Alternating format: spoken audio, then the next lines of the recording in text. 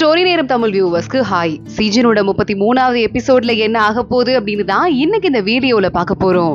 Last எபிசோட்ல ஜின்னை பத்தி ராஜா கிட்ட பேசலாம் அப்படின்னு ஜட்ஜு போய் நின்னுட்டு நான் ஒரு விஷயம் உங்ககிட்ட சொல்லணும்னு சொல்லிட்டு இருந்தான். அதோட தான் முடிஞ்சது. இந்த எபிசோட்ல அவன் எதை பேச போறான்னு தெரிஞ்சு ராஜா வேற எதுவும் இல்லைன்னா இங்க இருந்து எல்லாரும் கிளம்புங்க அப்படின்னு சொல்லிட வேற வழியே இல்லாம நம்ம ஜட்ஜும் அங்க இருந்து கிளம்பி வெளியே வந்துடுறான். ராஜா கிட்ட அசிஸ்டன்ட் போய் பேசி பாக்குறான். ரொம்ப நேரமா நம்ம ஜின்னு மண்டி போட்டே இருக்காரு. 2 நாள் ஆயிடுச்சு.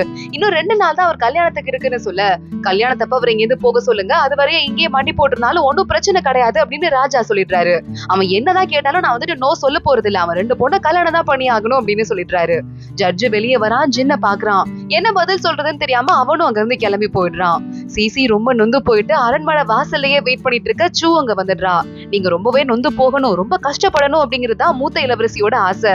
அதுக்கேத்த மாதிரி நீயும் சாப்பிடாமலே நிக்கிற, ஒழுங்கா சாப்பிட்றீ அப்படின்னு கொஞ்சம் கஞ்சி எடுத்து கொடுக்க எனக்கு நீங்க எல்லாம் ஹெல்ப் பண்ண வரீங்கல்ல, அவனுக்கு உள்ள யாருமே இல்ல, நான் என்ன பண்றது அப்படின்னு கேட்டு மறுபடியும் சிசி அழ ஆரம்பிக்கிறா. இங்க ஆனா கொஞ்சமும் வெக்கமே இல்லாம இந்த இளவரசி கல்யாண ட்ரெஸ் எல்லாம் பாத்துக்கிட்டு இருக்கா. என்னது நானும் சிசியும் ஒரே மாதிரி ட்ரெஸ் போடுறதா? அம்மா எனக்கு இது சுத்தமா பிடிக்கலன்னு சொல்ல மூத்த இளவரசி பாக்குறா. போயிட்டு இவளோட ட்ரெஸ்ஸை மறுபடியும் ரீடிசைன் பண்ண சொல்லுங்க. ராஜா எனக்கு விலை மதிக்க முடியாத நிறைய கலர் எல்லாம் கொடுத்தாருல, அதெல்லாம் ஒட்டி இவளுக்கு ஜுவல்லரி டிசைன் பண்ணுங்கன்னு சொல்ல உடனே அம்மா நீங்க ரொம்ப ரொம்ப பெஸ்ட் அப்படின்னு மூத்த இளவரசியா இவ்வளவு போய் கட்டி பிடிச்சுக்கிறா. நம்ம சிசியும் வேலைக்கார பொண்ணும் வெளியவே நின்னுட்டு இருக்க. நம்ம வேற ஏதாவது பண்ணலாமா, இங்க எவ்வளவு நேரம் நினைப்பீங்க, உங்களுக்கு உடம்பு முடியாம போயிட்டு இருக்கு அப்படின்னு வேலைக்கார பொண்ணு அழுதுட்டு இருக்கா. ஆனா ஜின்னுக்கு ரொம்ப உடம்பு முடியாம போயிட்டு இருக்கு. மயக்கத்துல இருந்துட்டு இருக்கான். ராஜா அங்க வராரு. ராஜாவே அவன் கூட பாக்கல, அந்த அளவுக்கு மயக்கத்துல இருக்கான். அவ்வளவு பொண்ணு லவ் பண்றான் அப்படிங்கறதும் ராஜாக்கு நல்லாவே தெரியுது. ஆனா அவரால் நோவும் சொல்ல முடியல, எஸும் சொல்ல முடியாம ஜின்னுக்கு பின்னாடி நின்னுட்டு கொஞ்ச நேரம் நிழல் கொடுக்குறாரு ஜின்னுக்கு. அது தெரியாம ஜின்னு மயக்கத்துல இருக்க. அங்க இருந்து கிளம்பி ராஜா போயிடுறாரு. அப்புறமா நைட் ஆயிடுது. ஜின்னு மறுபடியும் கீழே விழுந்துடுறான். அப்பயும் கூட இருக்கிற ஸ்ட்ரென்த் எல்லாம் ஒன்னா சேர்த்து மண்டி போட்டு இருந்துட்டு இருக்க.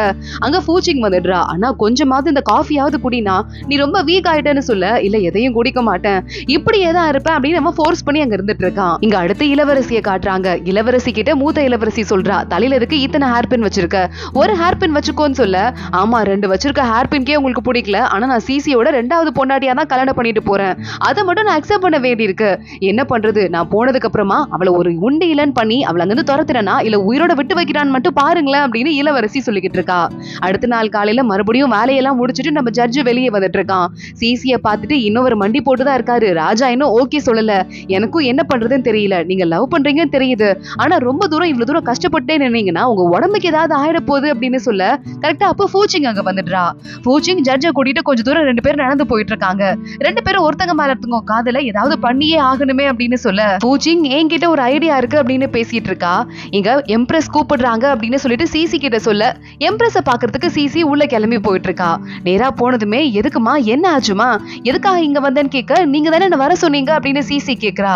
இல்ல நான் வர சொல்லல, எனக்கு ஆனா உனக்கு முக்கியமான ஒரு வேலை ஒண்ணு இருக்கு, இந்த வால்க்கு அந்த பக்கம் பார்த்தா நம்ம ஜின்னு மண்டி போட்டிருக்கான், உன்னால நேரா பார்க்க முடியாது, ஆனா அவன் பக்கத்துல நீ இருக்கலாம்ல அப்படின்னு சொல்லிட்டு நம்ம எம்ப்ரஸ் சொல்றாங்க. இவங்கெல்லாம் ஒரு பிளான் பண்ணிருப்பாங்க போல.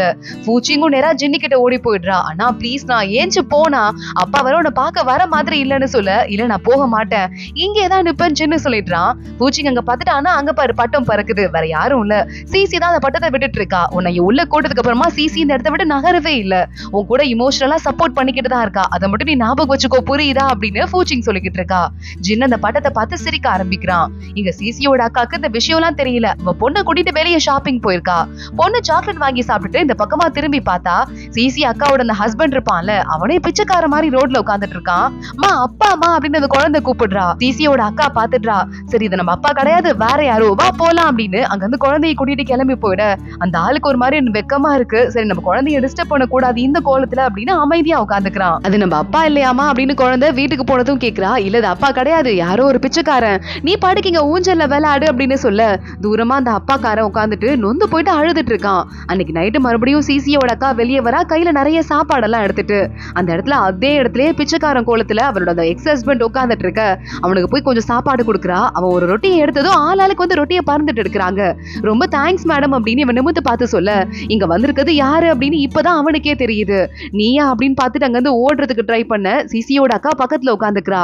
எதனால உனக்கு இந்த நிலைமை அப்படின்னு கேட்க, நீ அங்க வந்து டிவோர்ஸ் வாங்கிட்டு கிளம்பி போனல, அதுக்கப்புறமும் என்ன அந்த இளவரசி விடுற மாதிரி இல்ல, ஏதோ எங்க குடும்பத்து மேல நாங்க லஞ்சம் வாங்கிட்டோம் அப்படின்னு ஒரு பழிய போட்டு எங்க கிட்ட இருக்கிற சொத்து எல்லாத்தையுமே எடுத்துட்டாங்க, பிச்சைக்காரங்கள் ஆக்கிட்டாங்க. நாங்க அந்த ஊரை விட்டு வர ஊருக்கு கிளம்பி வந்துட்டு இருந்தோம். அப்ப கொள்ளக்காரங்க ரூபத்துல எங்களை அட்டாக் பண்ண வச்சுட்டு நம்ம குடும்பத்துல இருந்து 83 பேர் இருந்தாங்கல்ல, 83 பேர் செத்து போயிட்டாங்க. நான் மட்டும்தான் உயிர் பொழைச்சேன்.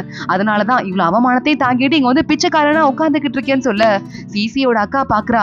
இப்பயும் அடங்கல, இங்க என் தங்கச்சியோட கல்யாணத்தை நிறுத்துறதுக்கு முடியறதெல்லாம் ட்ரை பண்ணிக்கிட்டு இருக்கா. உன்கிட்ட கொஞ்சம் காசு கொடுக்குற அப்படின்னு கையில காசு கொடுக்க, வேண்டாம் வேண்டாம் அப்படின்னு அவன் கத்த ஆரம்பிக்கிறான். நீ எனக்கு இப்ப புருஷனா இல்லாம இருக்கலாம், ஆனா என் குழந்தையோட அப்பா, என் குழந்தை அவங்க அப்பாவை இந்த ரூபத்துல பாக்குறது எனக்கு கொஞ்சமும் இஷ்டம் இல்ல. நல்ல ட்ரெஸ்ஸ போட்டுக்கோ, டீசென்டான வீட்டுல போய் தாங்க, சமைச்சு சாப்பிடுற வழிய பாருன்னு சொல்லிட்டு சிசியோட அக்கா அங்க இருந்து கிளம்பி போயிட, இப்படி ஒரு பொண்ணை ஏமாத்திட்டோமே அப்படின்னு கதறி கதறி அவன் அழ ஆரம்பிக்கிறான். அடுத்த நாள் காலை ஆயிடுது. இன்னும் நம்ம ஜின்னோட சிசியோட கல்யாணத்துக்கு ஒரு நாள் தான் இருக்கு. இன்னும் பட்டம் பறந்துட்டே இருக்கு. அதை பார்த்துட்டே ஒரு ஸ்ட்ரென்த்தோட நின்னுகிட்டு இருக்க, அதுக்கும் மேல தாங்க முடியாம நம்ம ஜின்னு மயங்கி போத்துன்னு அங்கேயே விழுந்துடுறான். சிசிக்கு ஒரு மாதிரி நர்வஸா இருக்கு. என்னமோ ஆயிடுச்சு, அவனுக்கு ஏதோ ஆயிடுச்சு அப்படின்னு சொல்லிட்டு இவன் ஒரு பக்கம் கத்த ஆரம்பிக்கிறா. பழசெல்லாம் யோசிச்சு பார்த்துட்டு இருக்கா. போன ஜென்மத்துல இவன் காதலுக்கு எக்கச்சக்கமா எதிர்ப்பு வந்தது இல்ல, நான் என்ன தப்பு பண்ணேன், இவனுக்கே இந்த மாதிரி ஒரு நிலைமை வந்தது அப்படின்னு சிசி அழ ஆரம்பிக்கிறா. இதுக்கும் மேலே அவன் ஹர்ட் ஆகிறதுக்கு நான் விடக்கூடாது, ஏதாவது பண்ணணும் அப்படின்னு சிசி யோசிச்சுட்டு இருக்கா. அங்க ராஜாவும் எம்ப்ரஸும் பேசும்போது வேலைக்கார பையன் ஓடி வந்து ஜின்னு மயங்கி விழுந்துட்டாரு, எந்திரிக்கவே மாட்டேங்கிறாரு அப்படின்னு சொல்ல, அவனை கூட்டிட்டு நேரா ரூமுக்கு போங்க, இதுக்கு மேல என்ன பண்ணணும், என்ன ஆனாலும் பரவாயில்ல, 2 பொண்ணுங்களையும் அவன் கல்யாணம் பண்ணிதான் ஆகணும் அப்படின்னு ராஜா சொல்லிடுறாரு. அப்படின்னு பார்த்து சிசி உங்களை பாக்குறதுக்கு பெர்மிஷன் கேட்டிருக்காங்கன்னு ராஜா கிட்ட ஆள் சொல்ல, சரி ஓகே அந்த பொண்ணு என்னதான் சொல்ல போறா அதையும் நான் கேட்டுறேன், வர சொல்லுன்னு ராஜா சொல்றாரு. இங்க இன்னொரு பக்கம் நேரா சிசியோட அக்கா புருஷன் கிளம்புறான். நல்லா மூஞ்செல்லாம் கழுவிட்டு தாடியெல்லாம் ஷேவ் பண்ணிட்டு பழையபடி ரெடி ஆயிட்டு இருக்கான். குழந்தைக்காக ரெடி ஆகணும்னு அவ சொன்னால அதுக்காக. அடுத்து சிசியோட அக்கா கிட்ட வேலைக்கார பொண்ணு வந்து உங்க எக்ஸ் ஹஸ்பண்ட் வந்திருக்காருன்னு சொல்ல, இங்க உள்ள வர சொல்லு அப்படின்னு கூப்பிடுறா. எதுக்காக நீ வந்த அப்படின்னு சிசியோட அக்கா கேட்க, அது வந்து அப்படின்னு இவன் ஒரு கதையை சொல்ல ஆரம்பிக்கிறான். இங்க ஜின்னு மயக்கம் போட்டு விழுந்தால எம்ப்ரஸும் ஃபூச்சிங்கும் வந்துடுறாங்க. 2 பேருமா சேர்ந்து அவனை எழுப்புறாங்க. போதுண்டா, இதுக்கு மேல நீ வந்து ரொம்ப வந்து வீம்பு பிடிக்காத, ஏன்னா சிசி வந்தா உங்க அப்பாவை பார்த்து இன்னொரு வைஃப் என் புருஷனுக்கு கல்யாணம் பண்ணி கொடுங்க நான் ஒத்துக்கிறேன்னு சொல்லிட்டா. இதுக்கும் மேல நீ அடம் பிடிக்காத, உங்க 2 பேர் உயிருக்கு தான் ஆபத்து, நீ இளவரசன்கிறதால ஒரு பொண்ணோட கல்யாணம் பண்ணி நிறுத்தவும் முடியாது, கொஞ்சம் கஷ்டம் தான் சொல்ல, இளவ அப்படி சொல்லியே இருக்க மாட்டா அப்படின்னு ஜின்ன வேற ஒரு பக்கம் கத்திக்கிட்டே இருக்கான். கல்யாண நாள் வருது. அடுத்த நாள் கால தானே கல்யாணம், அந்த நாளும் வந்துருது. நம்ம சிசி வீட்டுல ரெடியா இருக்கா, எல்லாமே பிளான் போட்டபடி நல்லபடியா போகணும்னு ஆசைப்படுற அப்படின்னு. ஜின்னு ஒரு பக்கம் அவனோட ரூம்ல இருக்கான். அவனை ரெடி பண்றதுக்கு ஆளுங்க வராங்க. கல்யாண கெட்டப்பெல்லாம் போட்டுட்டு இருக்கான். ரொம்ப ரொம்ப சந்தோஷமா மூத்த இளவரசியோட பொண்ணு ரெடி ஆயிட்டு, அம்மா அழகா இருக்கேன்ல அப்படின்னு கேட்க, என் பொண்ணுக்கு அதுக்குள்ள கல்யாணம் பண்ற நாள் வந்துருச்சு, என்னால நம்பவே முடியல, சீக்கிரமா கல்யாணம் பண்ணிட்டு போயிட்டு உன் விருப்பப்படி ஹாப்பியா வாழுன்னு சொல்லிட்டு அந்த பொண்ணை அங்க இருந்து வழி அனுப்பி வைக்கிறா. இவளும் இந்த இளவரசியும் பல்லக்குல ஏறி மாப்பிள்ள வந்து அழைக்கிறதுக்காக வரணும்ல, அதுக்காக ஊர்வலம் போக பப்ளிக் பிளேஸ்ல மக்கள் முன்னாடி தான் அழைக்கிறதுக்காக இடம் ஏற்பாடு பண்ணப்பட்டிருக்கு. இளவரசி பல்லக்காட்டி சிரிச்சுக்கிட்டே போய்கிட்டு இருக்கா. இன்னொரு பக்கம் நம்ம சிசியும் அவளோட பல்லக்குல கிளம்பி போயிட்டு இருக்கா. கொஞ்சம் சோகமாவே இருக்கா. நம்ம ஜின்னு அதுக்கு முன்னாடி நிக்கிறான். ஜின்ன பார்த்துட்டு, பரவாயில்லையே இளவரசன் இவ்வளவு அழகா இருக்காரு, அதான் 2 பொண்ணுங்களும் போட்டி போட்டு கல்யாணம் பண்றாங்கன்னு மக்கள் எல்லாம் சுத்தி நிக்கிறவங்க பேசிக்கிறாங்க. வேகமா இளவரசி எட்டி பாக்குறா. ஜின்னு அவளை போனா போதுன்னு மூஞ்ச மட்டும் பார்த்துட்டு ஆப்போசிட்ல சிசியோட பல்லக்கு வருது. அந்த பக்கமா திரும்பிடுறான். சிசி முகத்தை பார்த்ததுமே, நான் வந்து எங்க அப்பாவை மதிக்காம ராஜாவோட அரண்மனைக்குள்ள ஃபோர்ஸ் பண்ணி குதிரையில நுழைஞ்சிட்டேன், நான் பண்ணது தப்பு அப்படிங்கறதால எனக்கு முதல்ல தண்டனை கொடுங்க, அந்த தீர்ப்பு அந்த கேஸ பத்தி விசாரிங்க அப்படின்னு, இந்த கல்யாணத்தை நான் அப்புறமா பண்ணிக்கிறேன் தலையில இருந்து கிரீடத்தை கலட்ட எல்லாரும் ஷாக் ஆயிட்டு பாத்துட்டு இருக்காங்க. இங்க என்ன நடக்குது ஒண்ணும் புரியலையே அப்படின்னு. சிசி பாக்குறா. வேண்டாம் அப்படின்னு நினைச்சிட்டு இருக்கா. இல்ல, நான் லவ் பண்ண பொண்ணுக்கு என்னால வந்து கஷ்டத்தை மட்டும் தான் கொடுக்க முடியும்னா அந்த பதவி எனக்கு தேவையில்லை, சிசி வா போதும், இதுக்கு மேல நான் இளவரசனே இல்லாம கூட இருக்கலாம், இங்க இருந்து கிளம்பி போயிடலான்னு சொல்ல, அங்க இருந்து கூப்பிடுறா இளவரசி. இங்க பாருங்க, உங்களுக்கும் எனக்கும் தானே நிச்சயம் ஆனிச்சு, இப்ப நான் கழட்டி விட்டு போனீங்கன்னா என்ன அர்த்தம்னு கேட்க, இல்ல உனக்கும் எனக்கும் தான் நிச்சயதார்த்தம் ஆனிச்சுன்னு ஏதோ ஒரு குரல் கேக்குது. எல்லாரும் திரும்பி பார்த்தா அந்த இடத்துக்கு சிசியோட அந்த பழைய அக்கா புருஷன் வந்துட்டு இருக்கான். அவனை பார்த்ததும் எல்லாரும் ஷாக் ஆயிட்டு இருக்காங்க. நீ யாருப்பா அப்படின்னு அங்க இருக்கிற அதிகாரிங்க கேட்க, இந்த பொண்ணுக்கும் எனக்கும் நிச்சயதார்த்தம் ஆயிருந்துச்சு, இவளே இவ கையால லெட்டர்ல எழுதி கையெழுத்து போட்டு கொடுத்திருக்கா, என்னோட எக்ஸ் ஒய்ஃபை மட்டும் நான் டிவோர்ஸ் பண்ணிட்டேன்னா என்ன கல்யாணம் பண்ணிக்கிறேன்னு சொன்னா, அந்த லெட்டர் என் கிட்டதான் இருக்குன்னு சொல்ல, இல்ல அவன் போய் சொல்றான், ஏமாத்த பாக்குறான், அவனை நம்பாதீங்க அப்படின்னு சொல்லிட்டு இளவரசி கத்த ஆரம்பிக்கிறா. ஆனா பப்ளிக் பிளேஸ்ல எல்லா மக்களுக்கும் முன்னாடி இது நடந்துச்சுங்கிறதால ஈஸியா அவளால கொல்லவும் முடியல. மூத்த இளவரசிக்கு விஷயம் தெரியுது. எவ்வளவு அழகா பிளான் போட்டு என் பொண்ணை ஏமாத்திருக்காங்க, நான் யாரையும் விட மாட்டேன், என்ன பண்றேன் பாரு அப்படின்னு நேரா அங்க இருந்து கிளம்பி போயிட்டு இருக்கா. இங்க ராஜா கிட்ட அரண்மனை வாசல்ல நம்ம சிசியும் ஜின்னும் வெளியே நிக்கிறாங்க.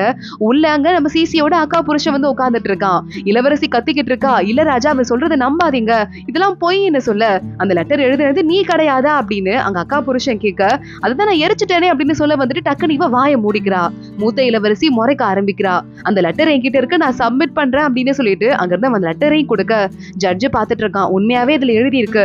ஹேண்ட் ரைட்டிங்க கண்டுபிடிக்கிறதுக்கு இவங்களை இன்னொரு லெட்டர் எழுத வச்சா கரெக்டா இருக்கும்னு சொல்ல ராஜாவும் பெர்மிஷன் கொடுக்கறாரு. இன்னொரு லெட்டர் அதுல இருக்குது என்னென்னவோ அதை அப்படியே சொல்ல இன்னொரு லெட்டரும் எழுதிடுறா இளவரசி. அதை பார்த்துட்டு மூத்த இளவரசியே 2 கையெழுத்தும் கிட்டத்தட்ட ஒரே மாதிரிதான் இருக்குன்னு வேற வழியே இல்லாம உண்மை ஒத்துக்க ஜட்ஜ் பாக்குறான். 2 கையெழுத்தும் ஒரே மாதிரிதான் இருக்கு, ஒருத்தங்களோட தான் அப்படின்னு. இவன் இவ்வளவு நாள் கழிச்சு வந்திருக்கான், இதுல இருந்தே தெரியுது ஃபேக்கா யாரும் என் பொண்ணை மாட்டி விடுறதுக்காக இப்படி பண்ணிருக்காங்கன்னு மூத்த இளவரசி சமாளிக்கிறா. இல்ல முன்னாடியே வரலான்னு தான் நினைச்சேன், ஆனா என் பொன்னாடி நான் டிவோர்ஸ் பண்ணிட்டு கொஞ்ச நாள்லயே எங்க குடும்பத்து மேல லஞ்சம் வாங்கிட்டோன்னு பழிய போட்டு ஒட்டுமொத்தமா எல்லா சொத்தையும் புடுங்கிட்டாங்க. அங்க இருந்து வர வழியில கொலைக்காரங்க ரூபத்துல வந்து எங்களை நிறைய பேர் அட்டாக் பண்ணாங்கன்னு சொல்ல, பொய் சொல்லாத, இப்பதான் அட்டாக் பண்ணாங்கன்னு சொல்லிக்கிட்டு இருக்க, அவங்க எல்லாம் அட்டாக் பண்ணி 2-3 மாசம் ஆகுதுன்னு மூத்த இளவரசி சொல்லிடுறா. அது 2-3 மாசம் ஆச்சுன்னு உனக்கு எப்படி தெரியும்னு ராஜா கேட்க மூத்த இளவரசியை பயந்துட்டு, இல்ல ராஜா, இப்பதான் வரும்போது இந்த கதையை கேள்விப்பட்டுட்டு வந்தேன் அப்படின்னு சொல்லிக்கிட்டு இருக்கா. இப்ப வந்து வேற வழியே இல்ல, நீ கல்யாணம் பண்ணிதான் ஆகணும் அப்படின்னு ராஜா சொல்லிடுறாரு.